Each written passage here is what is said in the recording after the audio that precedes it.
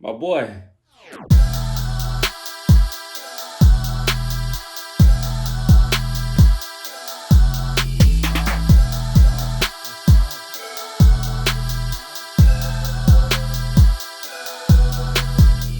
Welcome back, and long time no see. Let's talk She-Hulk, Attorney at Law, episodes 1 and 2. This new Disney Plus 8-episode series stars Tatiana Maslany as Jennifer Walters, aka the She-Hulk, and she is accompanied by Ginger Gonzaga as Nikki Ramos, Jamila Jamil as Titania, Mark Ruffalo as Bruce Banner, aka the Hulk or Smart Hulk, and Tim Roth as Abomination, just to name a few. This will be a review and a recap of the first 2 episodes of the show. So my quick non-spoiler thoughts are that I like the show. I think that Tatiana Maslany is perfect in the role as Jen. I really buy everything that she does. I really buy the vulnerability that she shows, but also the courage and the strength that she exudes in the role as She-Hulk. The writing is fun and quick. The comedy is sharp. Now, if I'm going only off of the first 2 episodes, it seems like this is going to be more of a lawyer show than it is a superhero show, which I personally like. I think that Marvel is at its best when it takes a genre and incorporates a superhero into it rather than it just being a superhero piece of content. And I think this is why the first half of Miss Marvel works so well. I need to finish reviewing that. But anyway, my only non-spoiler con about it is that these episodes feel short. I mean, without credits, these episodes are under 30 minutes long. And I'm not saying that we need more stuff to happen. It's just, we just need more time for the things that are happening to really develop. And sometimes it does feel abrupt. There's a difference between leaving the audience wanting more and just kind of almost feeling dissatisfied, but not because it's bad, but just because you would like to have seen more of certain topics be developed. All right, go watch it and then come back and let's discuss together. Spoilers. Episode 1 gives us the origin and the backstory about how she got her powers. So we see the ship from Sakaar come in, surprise her. She tries to swerve, goes off the edge, and during the accident, some of Bruce's blood gets into Jen's. And now we have a She-Hulk. And if you haven't been keeping up with everything, you may be like, oh, well, why is Hulk human? Last time in Endgame, Hulk was Smart Hulk. But then in the post-credits of Shang-Chi, he was Human Hulk with his arm in a sling. But in this show, he's also Human Hulk. So what's going on? So other than budget, the Hulk cannot heal the arm that he used to snap everybody back in Endgame. That arm will not heal as long as he's in this Hulk form that he has. He has to be in his human form, which kind of doesn't make sense to me. You would think that when he's at least Smart Hulk, he'll have more regenerative capabilities, but I mean, hey, we're here. So he creates this device, this inhibitor that's on his arm. It prevents him from becoming the Smart Hulk and staying in his human form when he needs to, so he can heal his arm. And we see this in the comics. We have a character named Amadeus Cho. He has the ability to switch from human to his Hulk persona with a similar device. So it's cool now that we're seeing a version of this for live action. And in the accident, we see that it's damaged, and now his human blood is able to get into Jen before he hulks out himself. And now we have a She-Hulk. And then we learn that the whole reason that she became a Hulk is that her family and Bruce, they have something different about their genes that allows them to process gamma in a way that's different from other humans. The cool thing about She-Hulk is that she doesn't really have to do any experiments to learn, one, how to control herself changing. And unlike Bruce, she didn't have to, stay in a lab and learn how to fuse both personas together. When she does become a Hulk, she keeps her intelligence, she keeps her personality. And we learn that she has such this great control over it because she is a woman, and just in their regular lives, they have to control their anger and the things they say and they do on such a consistent basis, especially when it could be life or death in the society that we live in. And I buy it. And yes, this show is called She-Hulk, but we get a lot out of Bruce in this episode, a lot of backstory. He is ultimately doing these things for her, trying to help her. He's coming off as annoying, but he's going out of his way to do so many things because for over a decade, maybe 15 years, he's been a monster to the world.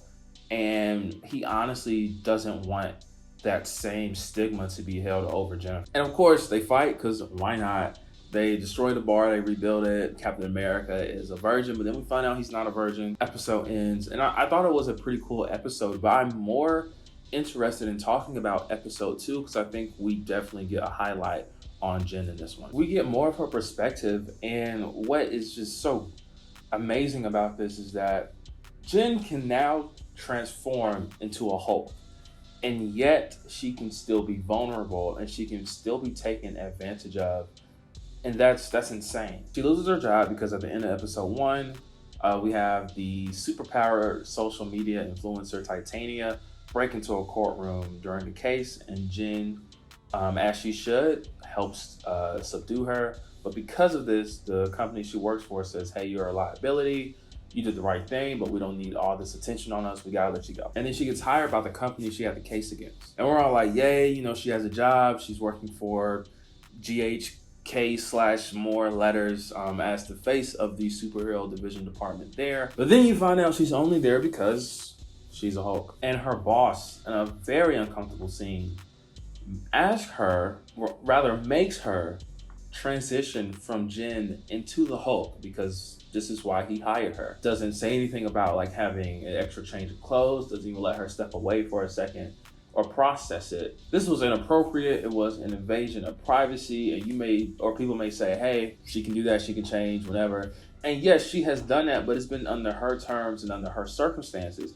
This was one of the first times that somebody made her do that in a public setting in front of him. And I was like, wow, that's disgusting. In fact, this show has a lot of moments when men just straight up suck.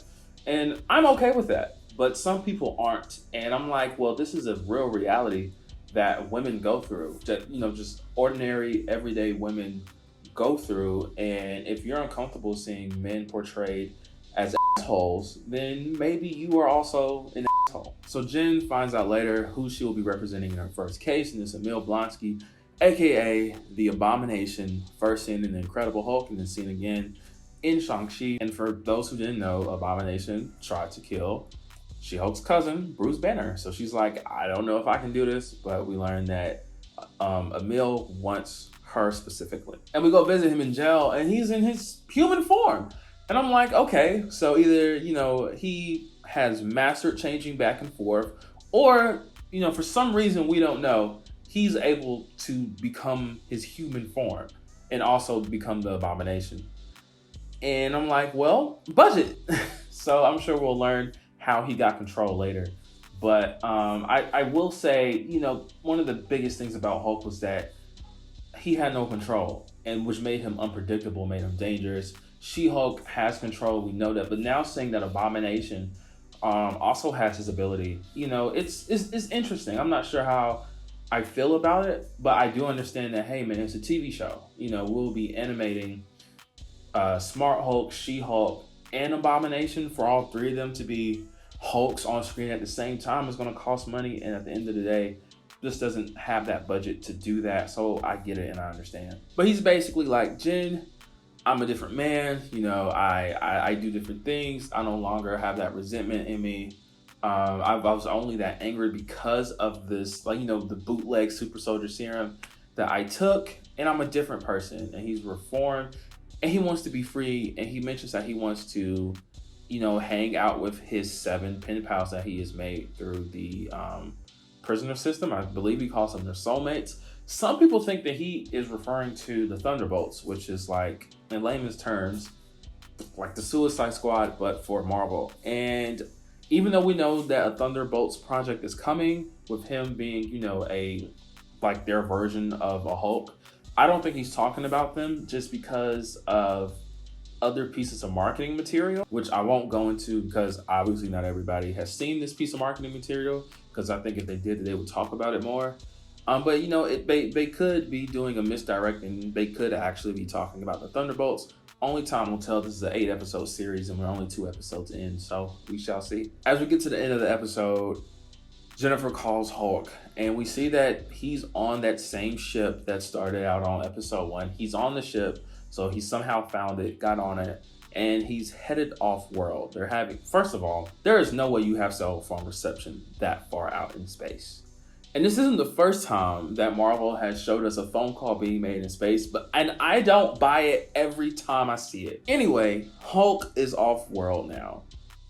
Could be setting up some stuff as a spinoff. I also think he's off-world because budget, it's a lot to animate him. And even though that we already have so many different files because he's been in so many different movies, it still costs to build that character and smooth everything over. So he's off-world. Some people think that we may be getting a setup for a Planet Hulk or a World War Hulk or a World Breaker Hulk. I think the Planet Hulk storyline was used heavily in Thor Ragnarok, so we may not see any of that as far as World War Hulk. World War Hulk. As far as seeing that, I mean, in the comics, the Illuminati sends him away. Something happens to the ship, crash lands on Sakaar. But then that ship, he makes a life on Sakaar, has a baby and everything. For some reason, the ship explodes and kills everybody. He's like, I'm gonna go to Earth and kill everybody. Boom, boom, boom, boom, bam. I don't know if we would see that. Maybe he leaves world. Maybe he leaves Earth. Something happens to him in space and causes the full Hulk to take over. So he's no longer smart Hulk anymore. He is just the straight up, full Hulk. Comes back to Earth, wreaks havoc. What I think may happen, we're starting to see a lot of our characters get children. We see Wanda have her twins. Spoiler for Thor Love and Thunder. We see at the end of the movie that Thor adopts a daughter. Hawkeye has Kate Bishop. Maybe Hulk has a son. I think he has Scar out there, and maybe Scar was conceived during Ragnarok when Hulk was fully Hulk, and due to just space and time, that maybe wherever Scar is or where he ended up caused him to age up faster. And I think that maybe we bring Scar back and he becomes the World War Hulk or the World Breaker Hulk because something happens. We'll see. We got time. The episode ends with the footage leaking of Abomination fighting in that tournament from Shang-Chi. And we're like, okay, this is going to make Jim's case a lot more interesting. And I will say, when this ended, it felt very abrupt. And like I said, these episodes without credits are under 30 minutes long. So when it ends, you're like, oh, okay, it ends. And then we get a credit scene with her helping her family move some stuff around, which was cool too. I'm not saying we need more things to happen in these episodes. I think that what is happening just needs to be expanded more and needs more screen time. I believe this is kind of, or originally pitched like a comedic sitcom. But there's too many things going on in this world for it to be treated that way. I don't think the show has a lot going on per se, but I think that the amount of things that we have happening in the show, it could benefit from a 45-minute episode. Overall, I really like what I'm seeing. I just want a little bit more of it. Now, we do get 2 surprises, 2 Easter eggs. If you're not looking for this, you may not catch it because I didn't catch it the first time I watched it. First, finally.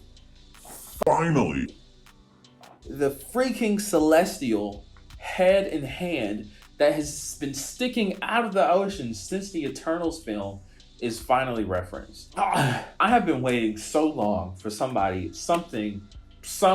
content in the MCU to reference this giant head sticking out of the side of the earth. Hopefully it is addressed again at some point. 2, we get our first mention of Wolverine. Man gets into a bar fight with Metal Claws.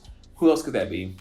Wolverine. So we'll see where this goes. Now, I don't think we're going to see anything else about mutants in this series at least, but it's cool that we're starting to see the little pieces of the puzzle, the Easter eggs, that Marvel is laying the groundwork for the introduction of mutants into the MCU. So what did you think about it? Let me know in the comments. Like, share, and subscribe. Please look out for when I cover episode 3 of this. I know it's been a while since I dropped a video, and I have watched a lot of things since, so I got a lot of things that we got to talk about. Stay tuned, and as always, thank you so much for watching. Oh,